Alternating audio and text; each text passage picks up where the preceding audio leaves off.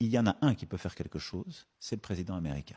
Le prix Nobel de la paix n'est possible que si vous arrêtez ce conflit. Je pense que la mobilisation que nous avons lancée permet d'accroître la pression sur Israël et permet aussi, sur le gouvernement de M. Netanyahou, mais elle permet aussi de montrer à tous les Israéliens que c'est un projet de paix et qu'on veut le faire avec eux. C'est une main tendue. La France est l'ami d'Israël. Mais vous avez déjà répondu, Benjamin Netanyahou. Il vous a dit il n'y aura pas d'État palestinien. En fait, il n'a pas de projet. Il n'a plus de projet.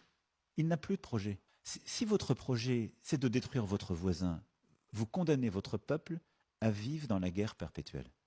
Et donc, aujourd'hui, face à l'état de fait, il y en a un qui peut faire quelque chose, c'est le président américain. Et pourquoi il peut le faire davantage que nous? Parce que nous ne livrons pas d'armes qui permettent de mener la guerre à Gaza. Nous ne livrons pas d'équipements qui permettent de faire la guerre à Gaza. Les États-Unis d'Amérique, oui.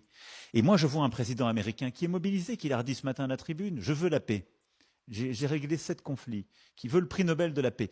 Le prix Nobel de la paix n'est possible que si vous arrêtez ce conflit.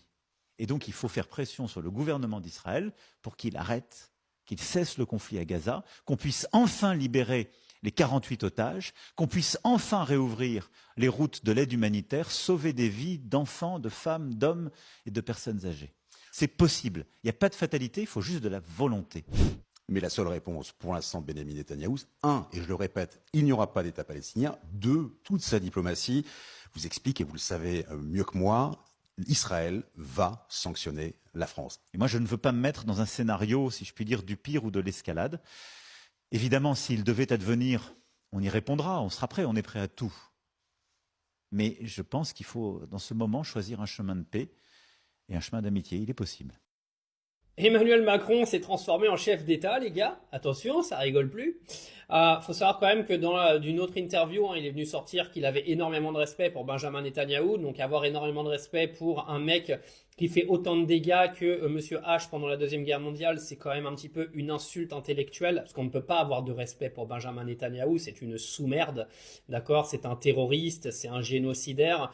Comment le chef d'État français peut venir dire aujourd'hui qu'il a du respect pour Benjamin Netanyahou? Parce que là, en fait, avec cette interview, Macron, il fait genre, nous, on n'est pas du côté d'Israël, on fournit pas d'armes, ce qui est absolument faux au passage, parce que la France fournit des matériaux pour qu'Israël construise des armes. Donc, nous prend pas pour des cons, Manu, parce qu'on sait très bien comment fonctionne aujourd'hui l'exportation de matériaux en Israël venant de France. Donc, arrête de nous prendre pour des débiles.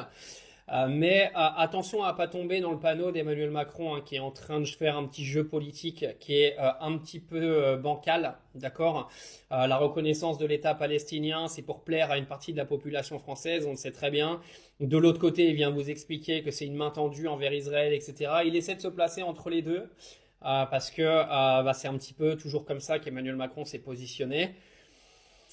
Pour moi, il y a une énorme stratégie politique derrière. Maintenant, le on est prêt à tout, j'y crois pas une seconde. La France n'ira jamais se fight avec Israël, quelles que soient les menaces et ce que mettrait Israël en place justement pour sanctionner la France. Et je sais pas, j'essaie de lire un petit peu derrière ce que raconte Emmanuel Macron. Je vous avoue que ça me sidère un petit peu, parce que venir essayer de taper sur Israël et dans le même temps dire que tu respectes Benjamin Netanyahou, c'est un petit peu étrange, non ?